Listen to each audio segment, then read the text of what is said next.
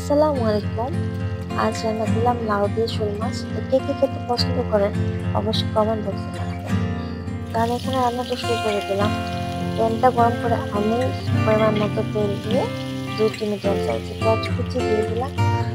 পেঁয়াজ কুচিটাকে আমি হালকা বাদামি রং করে কোনো 1 চামচ আদা রসুন বাটা দিয়ে আমি সামান্য পানি দিয়ে একটু নেড়ে চেড়ে একে একে সব মশলা দিয়ে দিলাম 1 চামচ হলুদ গুঁড়ো এবং মরিচ বাড়তি 1/2 চামচ থেকে একটু কম দিয়েছি। আপনারা চাইলে মরিচের গুঁড়োটা একটু বাড়িয়ে নিতে পারেন আপনাদের টেস্ট অনুযায়ী। এখন দিয়ে দিলাম স্বাদ মতো লবণ। লবণটাকে মিশিয়ে নিব, মশলাটাকে ভালো মতো কষিয়ে নেব। কষিয়ে আমি দিয়ে দেবো শোল মাছটা।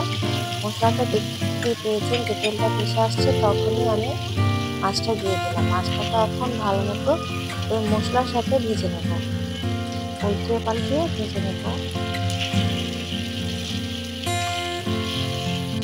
মাছটাকে ভালো মতো নেড়ে কষিয়ে নিতে হবে মশলার সাথে।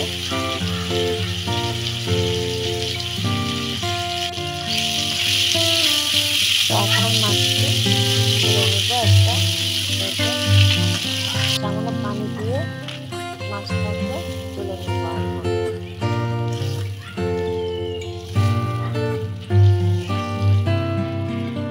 তুলে নেওয়া হয়ে গেলে আমি এখন দিয়ে দেব লাউ, কেটে নেওয়া লাউ দিয়ে সব দিয়ে আমি মশলার সাথে ভালো মতো মাখিয়ে আমি হাফ কাপ থেকে একটু বেশি পানি দিয়ে দেবো।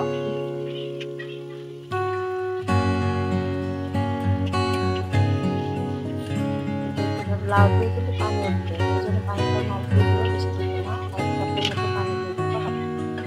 দিয়ে চুলার হিটটা মিডিয়াম থেকে লো করে রেখে দেবো। আর একটু নেড়ে চেড়ে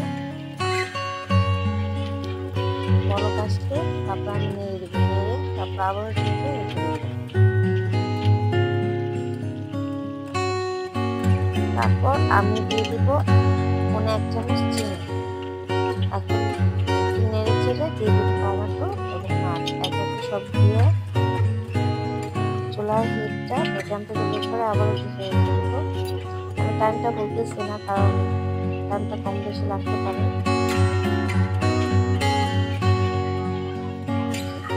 এখন আমি ঢেকে